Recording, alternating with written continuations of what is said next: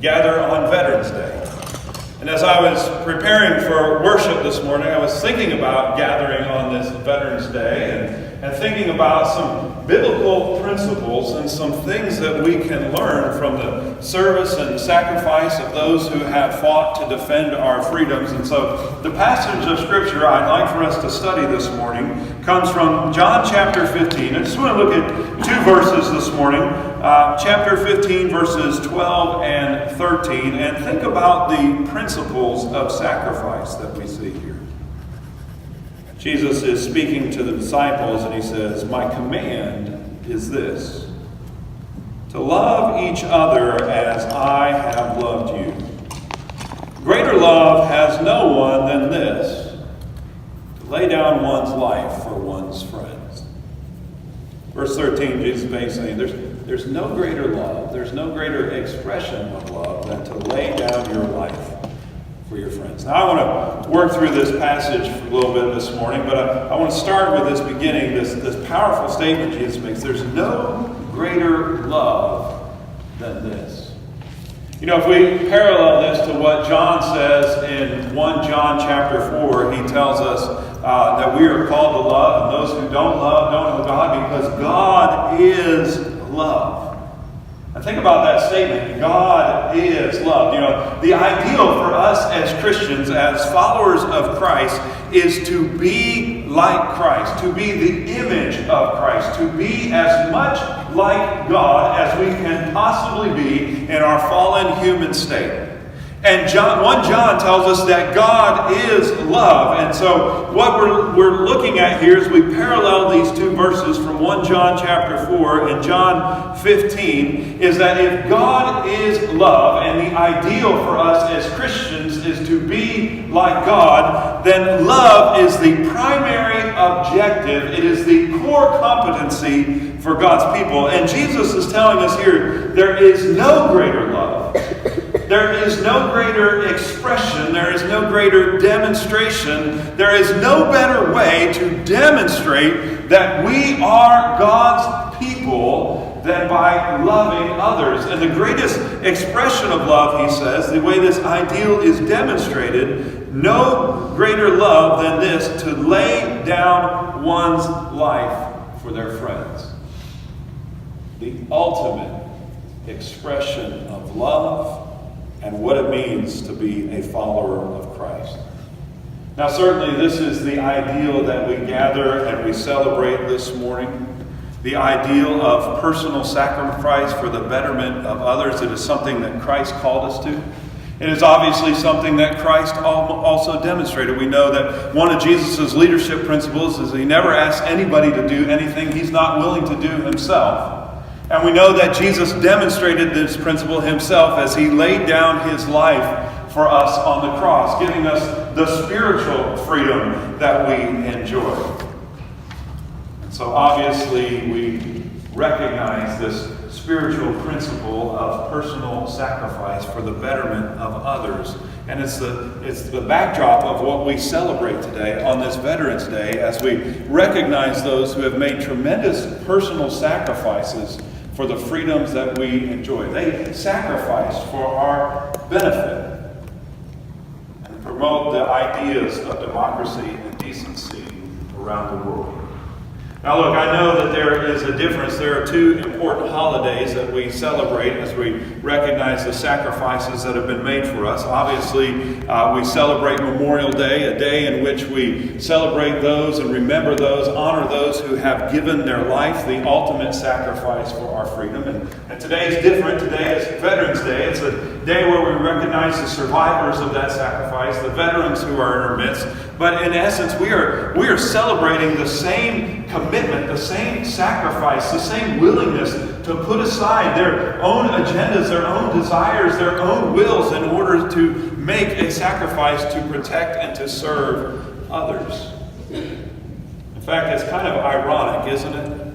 That when someone enlists to serve in the military, they are giving up a certain portion of their own freedom, their own autonomy, in order to go around the world and protect the freedoms of others. It's that same willingness to sacrifice and to serve that we are gathered to celebrate today. In fact, I was thinking about it this week. I thought, really what we're seeing, what Christ is calling us to here in this passage is the willingness to be the ability to be willing to do what may not be in our own best interest because it's in the best interest of someone else. That's the kind of sacrifice that we see and that what I believe Christ is calling us to. The willingness to do what might not be in our own best interest because it's in the best interest of someone else. And as I thought about it, I thought, that's a pretty good working definition for what it means to love. If you look up the word love in the dictionary, frankly, honestly, it's kind of a weak and watered down definition.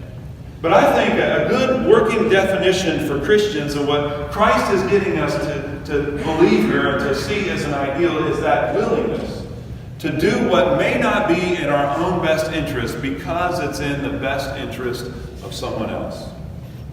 No greater love has anyone than this, than the willingness to lay down one's life for their friends.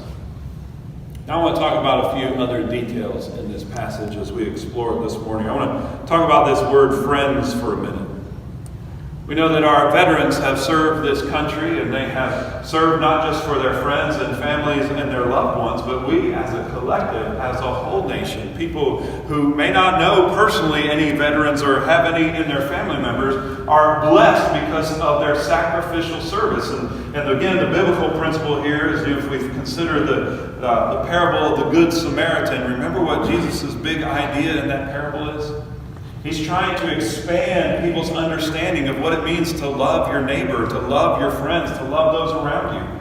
He said your neighbor is not just the person that lives next to you. Your friend is not just the one. He calls us to a global capacity to love. He calls us to love everyone around us. In fact, he challenges them. He says, what good is it if you just love the people who love you and are kind to the people who are kind to you? Aren't even the Pharisees doing that? Jesus calls us to a capacity to love and serve and sacrifice for everyone. And again, we see this kind of sacrifice in the service of our veterans. People who have sacrificed and protected the freedoms of folks who may be in direct objection and have completely different ideological, theological, political views. People have laid down their lives and sacrificed their time to protect varying opinions and people who have completely different perspectives than they do. So that word friends is a much broader term. Jesus is calling us to have a great love, to lay down ourselves, to put ourselves aside for other people, not just our loved ones, not just those close to us, not just the ones we like, not just the ones who are nice to us. He's telling us the highest ideal, the Christian expression, is to be doing what may not be in your own best interest because it's in the best interest of someone else. It might not even be someone who's nice to you. Now let's look at that application for all of us. Certainly our veterans are worthy and deserving of a day where we spend the entirety of our worship service recognizing their sacrifice. But we're here for additional purposes. We're here to think about how we can learn from that kind of sacrifice and how we can apply it in our own lives. Jesus says, my command is this: love each other as I have loved you. No greater love than this, to lay down one's life for one's friends. Jesus is telling us you have the opportunity to put aside your life, your pride. I think it's important for us to understand here that when Jesus is telling us to put aside our life, he's not telling us we not have to necessarily die in a sacrificial, heroic, climactic scene of a Bruce Willis movie in order to fill this commandment.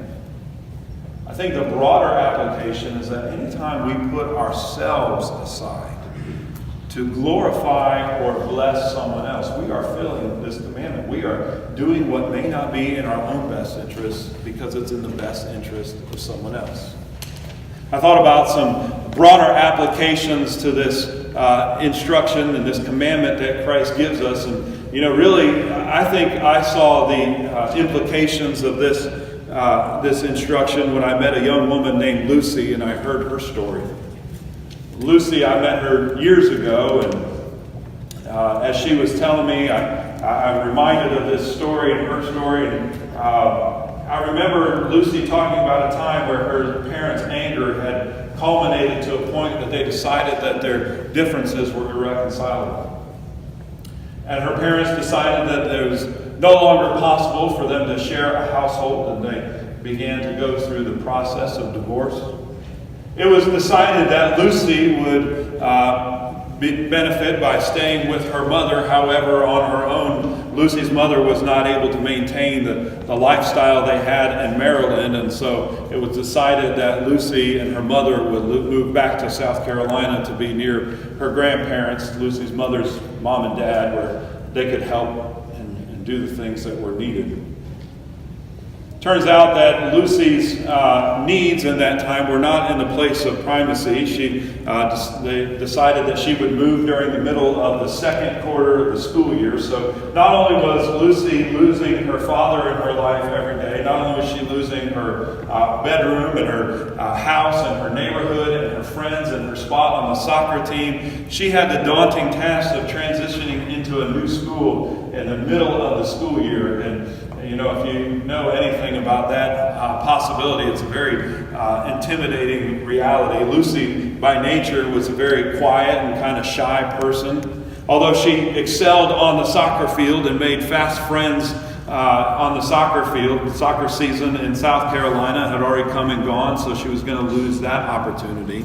And so coming into the school in the middle of second semester, cliques were already formed. Even the kids that were new at the beginning of school year had found somewhere where they belonged, and everybody had kind of fit in somewhere, even if they fit in with the group that really didn't fit in with everybody else. So Lucy had that daunting task of being the new girl in the middle of the school year, and she told me about her first day at school and how terrifying it was to walk those hallways. She talked about how she felt the weight of the stairs. She heard the whispers and giggles and every sound. She wondered if it was something about her. She managed to get through the first few classes of the day, and then came time for what Lucy was terrified of the most: lunch. She went through the lunch line and filled her tray, paid the cashier, and turned towards that full and loud and active cafeteria. She was hoping and praying deep inside her that somewhere, somehow, she'd make eye contact, some face would look up at her, someone would give a wave and a motion and direct her to an empty chair, somebody would throw her a lifeline in the middle of that sea of the unknown and fear and desperation. But ultimately, no hands, no eye contact, nothing. Lucy quietly made her way to an empty table in the corner. And as she sat down by herself, she could hear a few more giggles, a few more whispers. Somebody said something about the new girl. It was about this time that Julie heard the same whispers, the same comments. And in a moment of fierce conviction and obedience, Julie stood up, grabbed her lunch tray, and began walking across the cafeteria. And now all eyes had moved from Lucy to Julie. Comments and conversations moved from the new girl to, what is she doing? Now Julie felt the weight of the stares of the eyes of the lunchroom as she came over, sat down, introduced herself, and Lucy and Julie began the first conversation of what has now been a 22-year friendship. See, I don't think what Jesus is calling us to do here in this passage, he says, my command is this: love each other as I have loved you. Greater love has no one than this, to lay down one's life for one's friends. I don't think Jesus is telling us we have to die a heroic death in order to lay ourselves aside for somebody else. I think he's telling us that in order to be loved, in order to fulfill this commandment, in order to do what he's called us to do, we have to be willing to put aside and do the things that may not be in our own best interest because it's in the best interest of someone else. We can do this without dying that heroic death We have the tendency to read this passage of Scripture and think, well, maybe at one point in my life I'll be in some dramatic scene where I have the opportunity to lay down my life for somebody else and to be a hero. Friends, I guarantee you, in that cafeteria, in that moment, Julie was Lucy's hero. And we have the opportunity to be those heroes, to put ourselves aside every single day. Every time one spouse has a contrite confession from another spouse, spouse comes to you and says, babe, I'm sorry. I really messed up. You were right. I was wrong. There's two ways we can receive that. We can respond, well, I know. I don't understand why you didn't listen to me in the first place. Or, you know what, babe? We all make mistakes. I've been there too. How can we get through this one together? You know, our sin inside of us is telling us this is my chance. I was right and you were wrong. But the Bible tells us to put ourselves aside, to do what may not be in our own best interest, to do what is because it's in someone else's best interest. To do maybe not what we want to do, but to do what we are called to do. Every time we put aside that desire to win, we lay aside ourselves. Every time we give up a Saturday morning and a Saturday afternoon of watching football, and you know, the life in the week has been so crazy, it's been so busy, our schedules are so full, I just want to sit here and watch football, and instead we put that aside and we go and we meet the volunteers at the Habitat site. Every time we do that, we put aside ourselves to build up someone else. Every time we give up a night of comfort in our own bed and in our own home so that we can come and provide housing and support and love and care and compassion for our guests from Family Promise, we're putting aside ourselves so that we can serve someone else. Every time that we use our seniority in a group or on a team, not to lord it over somebody that we're older or we have more influence, but to invite them and include them and to love them and to bless them, we're putting aside ourselves in order to bless and serve someone else. Every time a parent gets up in the middle of the night and prepares to go to a job that wears them out and exhausts them to protect and to provide for their children, they're putting aside themselves in order to bless someone else. See, I don't think Jesus is telling us here that we have to die a heroic death to put aside our life for someone else. I think he says, I just want you to be willing to do what's in the best interest of someone else. Be willing to do what might not be in your own best interest because it's in the best interest of someone else. And I know what you're probably thinking. Well, that doesn't sound like much fun. I think I'd rather let people know when I'm right. I'd rather watch football. I'd rather sleep in my own bed. I'd rather have my opinions be known than to put myself aside. Well, if that's your response to this call and this command from Jesus, let me tell you two things that I would say. First of all, it's been my own personal experience and the experience of those that I've known and talked through the years of life and ministry that so many times we've entered into one of those things that we thought we were doing because it was in someone else's best interest. So many times when we put aside our own desires and we thought we were going to serve and to bless somebody else and we thought we were being obedient for their blessing and their protection. So many times those are the things God has used as dynamic opportunities and memories in shaping our own faith and our own understanding.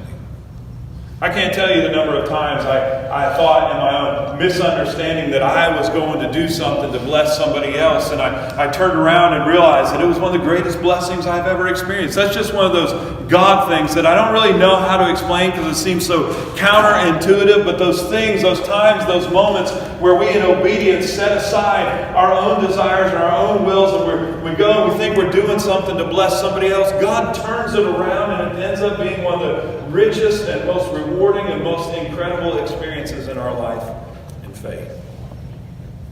The second thing I would say as we sit here and in an honest moment say, it doesn't sound like a whole lot of fun to put myself aside and put others in a place of primacy. Let me remind you of what Jesus says.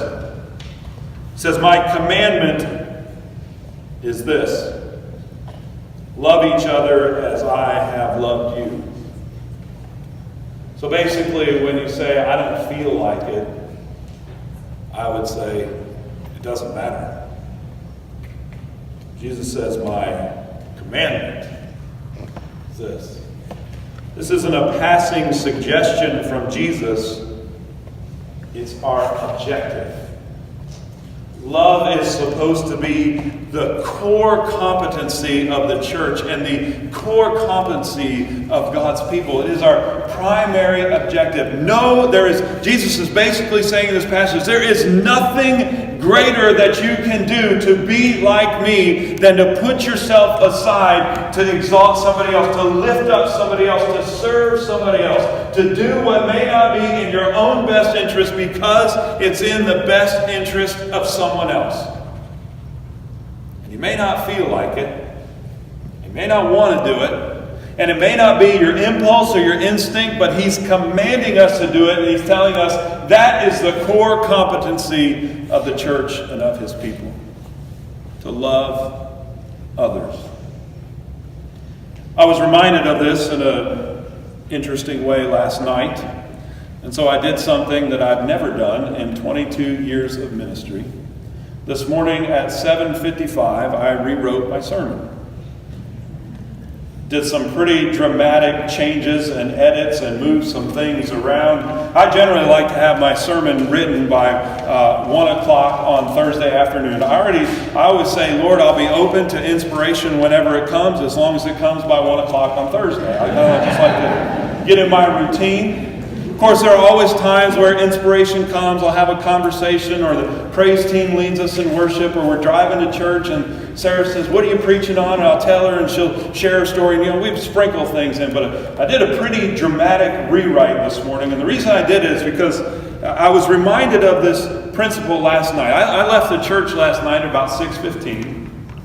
On my way home, I got a phone call from Hannah Reese, who wasn't feeling well and wanted to know if I could bring home dinner. I said, sure, what do you want? And she said, can you pick up a couple pizzas? And I said, I can do that. And so I received that call going down the road at 6:15. By 6:18, I was in the line at Little Caesars, ready to get a couple pizzas. I want to get 2 hot and now pizzas, 1 cheese, or hot and ready pizzas, 1 cheese and 1 pepperoni.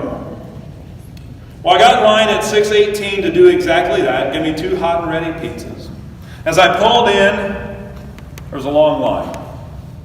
Well, I've been in that line before. I thought, okay, this is going to take a little while. No big deal. I have my phone with me. Great opportunity to do a few emails, to catch up on some text messages, make a few phone calls. I did that for a little while, and I suddenly thought to myself, and I kind of snapped out and said, boy, it's been a while. I mean, I've been slowly edging forward. Looked at the clock, it was 6:50. And I thought to myself, you know what? I'm just going to get out of line and go get something else. But then I was stuck in that point where I was, I'd already been in line for 32 minutes. I kind of felt committed. And it was inching closer. I thought, surely this is going to take off soon. Surely I'll be at the window in just a few minutes. So I just held my composure and stayed there and, kept inching forward. At 7:10, 20 minutes later, I finally got to the window. I asked the guy, I said, can I have 2 of your hot and ready pizzas, 1 cheese and 1 pepperoni? He said, sure. He rang me up and he gave me the money. Or I gave him the money and gave me my change. Guess what he said next? Can you please pull up to the tree and I'll bring them out when they're ready? into line at this point in time. Now, remember, I had ordered 2 hot and ready pizzas. That's the name of the pizza. It's hot and it's ready. The whole concept is it's ready right now. Pull up to the tree and I'll bring them out when they're ready. Well, somehow by the grace of God, my head didn't explode in a minute. I was reminded that I'd been preaching on patience and gentleness and self-control, so I said, sure. So I pulled up and sat by the tree for 20 more minutes. Then I decided, you know what? Maybe they forgot I'm here. I'll go in and remind them in a gentle, Christ-like way. And then I remembered that time when Jesus walked in the temple and turned over the tables, and I kind of felt like turning over the tables, but I had to keep my composure.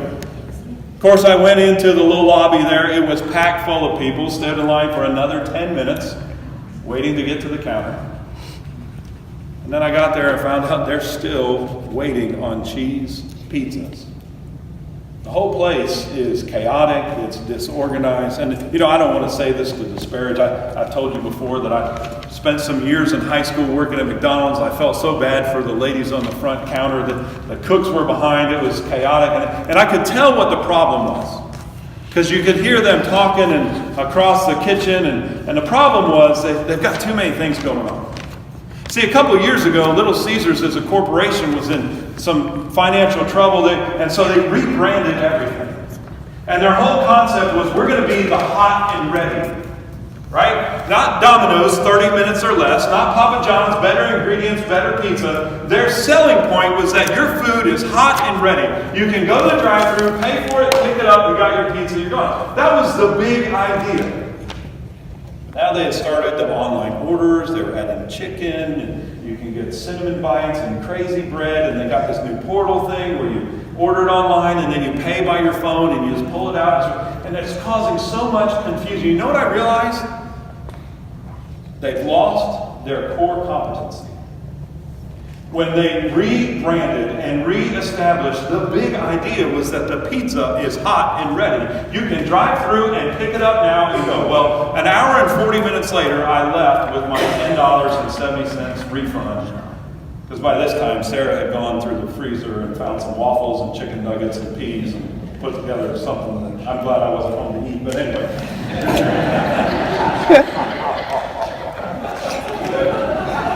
And I'm not talking about her cooking, I'm talking about the combination.